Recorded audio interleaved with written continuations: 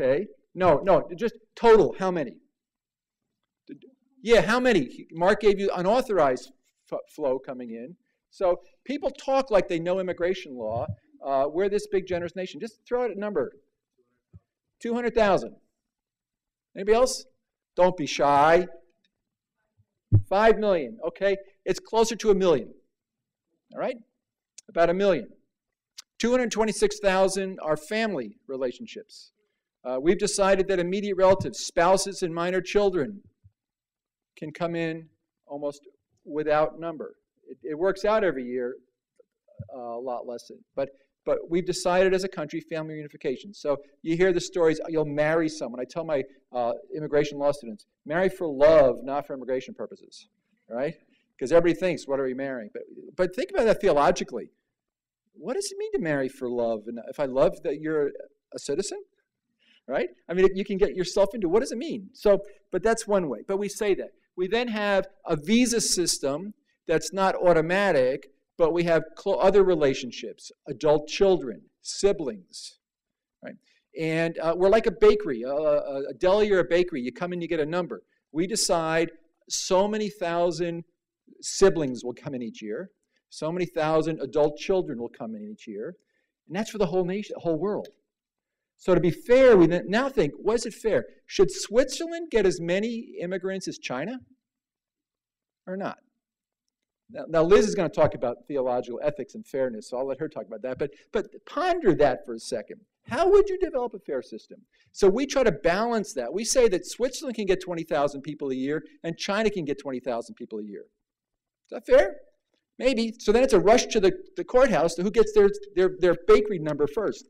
All right? But we're doing that at the same time we're saying adult children get so many numbers and siblings get so many, right? So you can think of the different family relationships you want to get, but all of that comes in at about 600,000 people a year.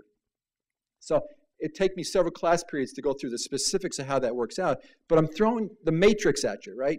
So you've got per country, you want to be fair, and per category. We may want more children than brothers of citizens because they'll contribute more to our country down the road, right? Siblings might be older and that sort of thing. Okay, does that make sense for most? I know I'm rushing because I have limited time. So that's how we kind of look at the family. You get a visa, you apply for it, you show that Tony's my brother, and so therefore we got all the birth certificates, and he'll get on, and he'll get his card, and it'll say, Tony, Kremen, where is that from? Where do your ancestors come from?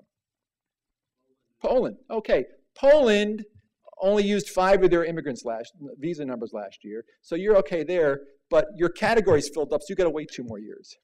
Well, it turns out when you start doing that, so that the numbers merge with that bakery, that deli number you received, some countries got to wait 19 years. So we have this family reunification program that says, let's get our families together, you get your eligibility, you're eligible, and you got to wait 19 years.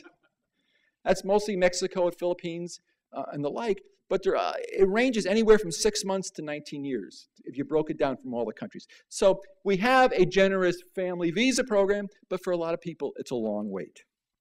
Same thing with businesses. We let in about 140,000 businesses. We decide certain jobs are more important than others. If you have a Nobel Prize, you can get in the country right away, right? If you're a distinguished scholar, it's easier to get in. We decide on certain job occupations. We don't want to bring in people that will compete with American workers. And that's just a hard thing to do. But regardless, in trying to remain competitive, those 140,000 visas get used up almost automatically. So you got about 600,000 family, 140,000 business. We take in about 100,000 refugees.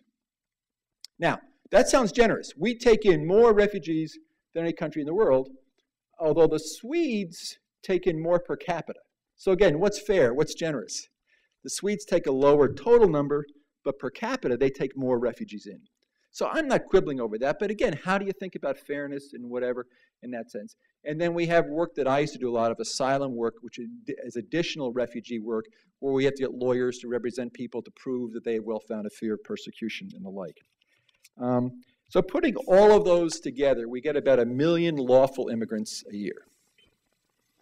1,000,001, it varies and things like that, okay? So it's a lot, but we have, 350, 400 million people, so That's where Mark's numbers. You can see the 14% down to the 12% and things like that. So you all with me? You ready to pass immigration law? So what's the next problem? The next problem is we have all kinds of ineligible ways. And the law does all kinds of things like we don't want criminals. We don't want people with claiming U.S. citizenship when they're not citizens. And so if Tony was eligible, he'd have to go through a whole process for me to check out to make sure he doesn't have one of about 30 things that can knock him off. Right? And that's where that's where it's getting hard. Because Congress has decided we can keep ratcheting up so that people can't get in the country. We have a thing called aggravated felony. Sounds terrible, doesn't it? Aggravated felons. And it should be. But Congress said, this is a good way to deport people. Call him an aggravated felon, and they'll have no remedies. Even though he's my brother, he can't get in. And so every year they add a few more things, where it used to be like thousands of dollars for theft. Now it's a $10,000 theft. So if I go for a joyride in my friend's Lexus, not good, not condoning it, but one, youthful indiscretion, you might have an aggravated felony. Right? You cheat on your income tax, you might have an aggravated felony. So Congress said, this is a great way to get rid of lawyers. Just move them up. And so every year they just keep adding the aggravated felonies. It sounds bad when it makes the Chicago Tribune or the Sun-Times, but you have to go behind and say, what really was the crime? Or did someone plead to something when they were 15? At the time, it wasn't an aggravated felony, and now it is. And when they come to immigrate, all of a sudden, they're out of luck. So the remedies are getting smaller and making it harder and harder. In fact, through this last year, we bring in 1 million, we deported over 1 million. And another 4 million left voluntarily because their lawyer said, you have no luck. You're out of luck. So basically, 1 million come in, 5 million leave, and then we saw from Mark's numbers, the unauthorized population is going down too. So where was that problem? The press all talks about getting overwhelmed with immigrants. You tell me, I don't know. Now I want to do one really quick thing and then go into some projections or whatever. This is Lent, right? And I'm talking to, I hope we're pluralistic. So I did a little thought experiment the other day. So this is my quiz for all of you to see if my teaching has helped anyway, all right? What would have happened to the gospel story if American immigration law was there when this story began? So let's do a few things. Oh, wrong way, sorry. Okay, Eve gets kicked out of the garden. This is from lectionary readings. So if you're fine the lectionary, right? And she takes the apple and she's kicked out, right? Well, she can't get back in. The good thing about the Eve story is God's grace took care of her and Adam. But we start with a refugee and she's out already. And we're not going to let her back in, okay? All right, so what's next? Oh, Noah, all right? Go forth from the ark. Well, it's kind of funny. He lands on land. If you're a Haitian, you're not allowed in. This is true, right?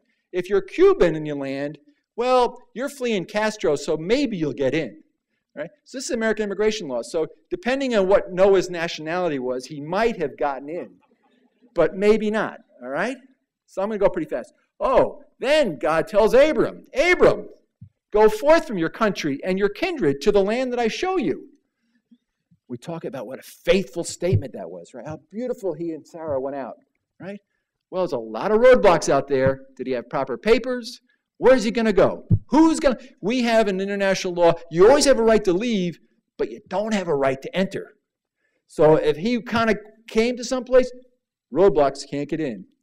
Then Joseph's sold into slavery. We've got slavery. Well, we have a T visa. If you're trafficked, you might get a visa. But a lot of kids never have a lawyer that say, hey, did you know you just got arrested for slavery, being a slave? So he might not have even gotten to Egypt. Or was put in detention. But it gets even worse. His brothers had a famine, right? So they come to Egypt. They're public charges. That's one of the things. If you're poor, you're not allowed in. His brothers never would have got into Egypt. We'd never have the Joseph story. It's getting worse. Moses, he flees, right? Wait a minute. He murdered an Egyptian. He's an aggravated felon. Can't let him into promised land. No aggravated felons. We don't want you.